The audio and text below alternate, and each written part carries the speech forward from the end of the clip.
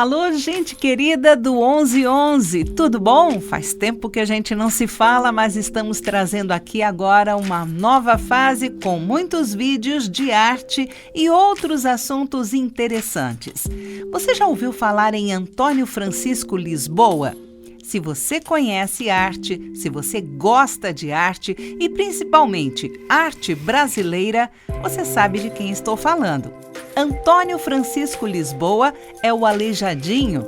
Ele foi escultor, carpinteiro, entalhador, arquiteto, sim, ele foi arquiteto e construtor. Ele é considerado o principal representante do barroco mineiro e provavelmente do Brasil. Suas esculturas foram feitas em pedra-sabão e entalhes em madeira. Esculturas, pias batismais, igrejas, altares, portais, os 12 profetas, entre outros. Utilizou como material de suas obras de arte, como eu já disse, principalmente pedra-sabão brasileira e madeira, farta em Minas Gerais e em todo o país. Aleijadinho tem duas fases de sua genialidade em arte: o período luminoso e são período anterior à doença, obras realizadas em Ouro Preto ou Vila Velha, como era conhecida antigamente, onde encontramos a arte sacra delicada, suave, iluminada, e sua segunda fase, que começa em 1777, quando sua doença vai piorando cada vez mais e seu humor também. E se muda para Congonhas do Campo, no ápice de suas dores e deformidades, que esculpe as suas maiores obras-primas já vistas em qualquer canto brasileiro em termos de esculturas, como os 12 Profetas, de pedra-sabão, obras de ataque à elite contestadora e uma obra de revolta contra o colonialismo brasileiro, feitas 4 anos depois do martírio de Tiradentes. A genialidade acontece não só nos detalhes das esculturas, mas principalmente porque os rostos dos profetas e de outras estátuas e estatuetas representaram pessoas comuns, sofridas, escravos e pobres que ele conhecia pessoalmente, gente do povo. Ele colocava na postura dos poderosos, soldados, algozes, Pôncio Pilatos, entre outros, a imagem de pessoas conhecidas da elite, além de governadores de Ouro Preto e outros importantes da época, e todos reconheciam em suas esculturas sem problemas em seus semblantes de homens maus e repressores, e essas esculturas levaram toda a elite e o governo a se transformarem em chacotas. As esculturas eram como caricaturas de pessoas conhecidas, o povo em situação superior e os homens de poder em situação inferior. E em cedro, os 66 Passos da Paixão de Cristo, que são esculturas impressionantes e góticas com todos os momentos do sofrimento de Cristo entalhados em detalhes. Ou seja, além da arte de Aleijadinho ser genial, brilhante, era também um recado indireto ao povo e aos poderosos. E ninguém poderia retrucar ou acusá-lo, como se faz hoje, já que ele era considerado um artista impressionante, deformado, negro, e os poderosos não iriam vestir a carapuça. Mas qualquer um reconhecia claramente os rostos das pessoas esculpidas e muitas esculturas viraram, como eu disse, chacota e motivo de graça. Ou seja, a crítica social era escancarada e não poderia ser desmascarada. Brilhante em todos os sentidos. Luz, Cedro e Pedra são obras de Aleijadinho fotografadas em Minas Gerais em 1945. Ele era um grande escultor barroco brasileiro que nasceu entre 1730 e 1738 e morreu em 1814. Não se sabe realmente a data de nascimento de Aleijadinho. Os principais monumentos que contêm suas obras são a Igreja de São Francisco de Assis, de Ouro Preto, e o Santuário do Bom Jesus de Matosinhos. Em 1777, quando contava com 39 anos de idade, já famoso por ser construtor de igrejas e escultor, Aleijadinho foi vitimado pela doença que o deformou. E assim, com proteção de couros nos joelhos, já que perdera os dedos dos pés e depois os próprios pés, ele passou a andar, ou melhor, se arrastar. Conta-se que ele arrancou com formão os dedos que iam se deteriorando, primeiro os dedos dos pés e depois os das mãos. Perdeu dentes, sua boca ficou inchada e torta, assim como os olhos inchados e desproporcionais, que muitas vezes não conseguia abrir. Veja, Aleijadinho não aceitou a doença. Sofreu tanto, que foi ficando cada vez mais violento e depois recluso, tanto que colocava panos todos enormes, fechando a visão de quem pudesse vê-lo trabalhar. Preferia trabalhar à noite e de madrugada, escondido. Assim, poderia ter mais privacidade e paz para esculpir. Maltratava 3 auxiliares que antes considerava amigos, mas estes funcionários ou escravos eram fiéis a ele. Costumava sair apenas quando o sol se punha, com máscara, capa e todo coberto em cima de um cavalo, indo até o seu ateliê ou a alguma igreja em que estava trabalhando. E antes do sol nascer, voltava então para sua casa. Ele tinha 3 escravos, como eu já disse, que o ajudavam em tudo e começou a ser cada vez mais desumano com eles, também os açoitando sempre. É bom lembrar que Aleijadinho era mulato, filho de um mercador e uma escrava. Porém, os 3 eram fiéis a ele e entendiam seus arroubos de revolta e dor. Especula-se até os dias de hoje se essa doença era sífilis ou bolba, também conhecida como framboesia trópica, ou ainda reumatismo deformante ou lepra, como sugere o poema de Cecília Meirelles. Curiosamente, Aleijadinho morreu de AVC. As pessoas imaginam que o trabalho é genial porque ele era aleijado, não é por isso. Se ele fosse perfeito, de mãos perfeitas, seria genial do mesmo jeito. Acontece que tem uma figura por trás dele que também é muito interessante, que é esse ser humano que tem esses contrastes, que vivia no século XVIII e ainda tinha uma doença que o debilitava. Então, quando eu sempre falo que o trabalho do Aleijadinho é um ato de fé, realmente é um ato de fé. Do gênio, especialistas podem falar muito bem da genialidade dele, mas esse ser humano ainda tem muitas portas a serem abertas. Quem é esse ser humano? Quem seria esse Antônio Francisco Lisboa, vulgo Aleijadinho? Enquanto essa obra existir, ele vai existir. Ele é eterno enquanto seu trabalho permanecer. E cabe a nós proteger esse legado tão importante que o Aleijadinho nos legou. A respeito da profissão dos pais de Aleijadinho, temos a informação que seu pai era um português conhecido como Manuel Francisco Lisboa, que foi um arquiteto, mestre de obras e carpinteiro, que viveu no Brasil. Ele tinha posses. Já a mãe de Aleijadinho chamava-se Isabel, que era escrava de Manuel. Se você está gostando da história de Aleijadinho, por favor, deixe seu like, inscreva-se no canal e, se você quiser, ative o sininho para receber as nossas notificações. Faça o seu comentário aqui embaixo também e deixe uma dica para que façamos uma outra biografia ou algum vídeo interessante que você gostaria de assistir aqui pelo canal. A Igreja de São João Batista em Barão de Cocais. O prédio da Igreja de São João Batista é um dos que revelam as qualidades de Aleijadinho como arquiteto. Foi ele quem fez o projeto da sua fachada, que começou a ser construída em 1764 e que apresenta marcas de sua ousadia e estilo próprio, como a posição diagonal das torres em relação ao prédio, que seria posteriormente utilizada em outros de seus projetos.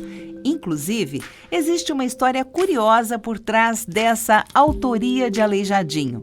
Há relatos de que a planta original dessa igreja teria sido feita em Lisboa, Portugal. Entretanto, ela desagradou alguns dos responsáveis pela obra, que recorreram ao nosso querido artista mineiro. Por falta de registros oficiais da herança dele, a Igreja de São João Batista pode ter sido o seu primeiro projeto arquitetônico. Outros destaques do artista são o portal e a imagem do santo padroeiro bem no meio da fachada, e o arco cruzeiro e o medalhão, que representam a Irmandade do Santíssimo Sacramento, ambas de pedra-sabão, a matéria-prima mais utilizada por Aleijadinho. Outra boa maneira de conhecer a obra de Aleijadinho é fazendo uma visita à Igreja de São Francisco de Assis, na cidade de Ouro Preto, a apenas 95 quilômetros de Belo Horizonte. Projetado pelo artista, esse templo, que começa a ser construído no ano de 1766, reflete muitas de suas características, como a leveza e a originalidade. Aleijadinho também entalhou algumas das imagens do frontispício da igreja e sua capela-mor, que contém representações de santos e anjos. Além disso, esculpiu ainda em pedra-sabão o coroamento na porta principal e o lavabo da sacristia. Todos os seus entalhes são ricos em detalhes e apresentam os estilos do barroco e rococó, dando uma amostra do seu grande talento. Por conta do seu prior e o emprego de recursos ainda incomuns à época, a Igreja de São Francisco de Assis foi eleita uma das 7 maravilhas de origem portuguesa espalhadas pelo mundo. Estátuas da Via Sacra e os 12 profetas no Santuário de Bom Jesus de Matozinho, em Congonhas. A cidade de Congonhas, a 82 quilômetros de Belo Horizonte, guarda um verdadeiro tesouro. Você precisa conhecer. Afinal, é o Santuário de Bom Jesus de Matozinhos, que abriga aquelas que são consideradas as mais importantes obras de Aleijadinho. São 66 estátuas que ornamentam suas capelas e representam os passos da Paixão de Cristo, esculpidas em madeira, e as imagens dos 12 profetas em pedra-sabão. Essas obras, feitas com detalhamento e perfeição, são importantes representantes da genialidade do artista brasileiro e se sobressaem no cenário do estilo barroco no nosso país. Aleijadinho levou 3 anos para concluir as encomendas, cuja inspiração tinha origem em um conjunto instalado na cidade de Braga, em Portugal. Os personagens da Via Crucis são em tamanho natural e feitos em madeira de cedro. São atribuídas ao mineiro as cenas completas da Última Ceia e do Horto das Oliveiras. As demais têm participação dos seus auxiliares, ficando a cabo de Aleijadinho os personagens principais de cada uma. Na flagelação e na coroação de espinhos, foram as mãos do artista mineiro que talharam as 2 figuras de Jesus em sofrimento, assim como na ocorrência em que Cristo leva a cruz, enquanto a mulher chora com um lenço. Detalhe para o zelo dedicado aos membros das imagens, como pernas e joelhos tensos, até mesmo com veias salientes. As expressões de horror, tristeza e abandono na face dos esculpidos também tornam esse conjunto de obras uma vitrine imperdível do esmero de Aleijadinho. Cadeiras e trono episcopal no Museu da Arte Sacra de Mariana. A própria cidade de Mariana, fundada em 1678, é um museu vivo da história do Brasil. Com diversas igrejas e catedrais, visitar essa cidade é indispensável para quem aprecia roteiros culturais. É claro que depois de toda a lama e desastre acontecido, muitas obras foram prejudicadas e perdidas. Mesmo assim, é interessante e importante que você conheça essa cidade. Seu interior abriga o Museu de Arte Sacra, que preserva obras de diversos artistas importantes, entre eles Aleijadinho. O espaço contém 5 cadeiras e um trono episcopal feitos pelo artista, trabalhos no estilo rococó e representantes de seu estilo. Além disso, o mineiro fez o escudo da fachada do prédio que abriga o Museu de Arte Sacra de Mariana e as imagens de Santana Mestra, São João Nepomuceno, São Joaquim de Bota e São Francisco de Paula, todas em madeira.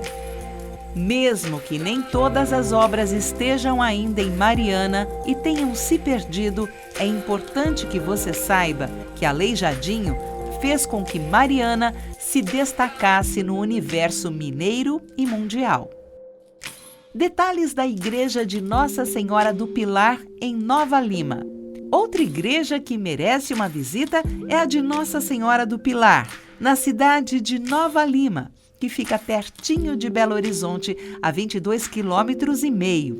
Sua construção tem características do barroco e rococó mineiros, e algumas de suas peças, como o altar e as portas, esculpidos por Aleijadinho, que pertenciam à fazenda da Jaguará, em Matozinhos, foram doadas à igreja em 1904. Essa mudança de endereço foi uma iniciativa de um homem de muitas posses, chamado Jorge Chalmers, que havia comprado a propriedade cuja capela de Nossa Senhora da Conceição, que abrigava as obras-primas, estava em péssimas condições. Sem previsão de reforma à vista, Chalmers achou melhor dar as peças a Nova Lima. Uma curiosidade é que, para poder partir, elas foram desmontadas e levadas de carro de boi até uma estação ferroviária. Palhas de milho e fardos de algodão as protegeram durante o deslocamento. As peças só passaram a compor totalmente a igreja de Nossa Senhora do Pilar em 1926, ano no qual foram concluídas as adaptações para poder receber o altar e as portas esculpidas por Aleijadinho. Detalhes da igreja Nossa Senhora do Carmo, em Sabará. Essa igreja, construída em 1763, é uma das mostras do dom de Aleijadinho e é indispensável para quem quer conhecer as esculturas desse artista e ama rococó e barroco. Localizada no Circuito do Ouro, em Sabará, a apenas 19,8 quilômetros da capital mineira, ela apresenta detalhes em toda a fachada da igreja e em seu interior, feitos em madeira ou pedra-sabão, como é típico desse mestre mineiro. Vale lembrar ainda que, por seu grande valor histórico e artístico, essa igreja foi tombada em 1938 pelo IPAM como Patrimônio Histórico e Artístico Nacional. A obra de Aleijadinho mistura diversos estilos do barroco. Em suas esculturas estão presentes características do rococó e dos estilos clássico e gótico. Não falamos mais sobre o artista porque realmente não há o que dizer. Ele era um gênio.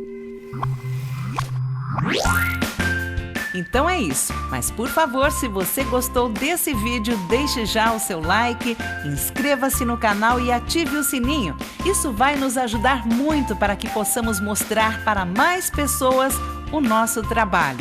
Por hoje é só, até mais!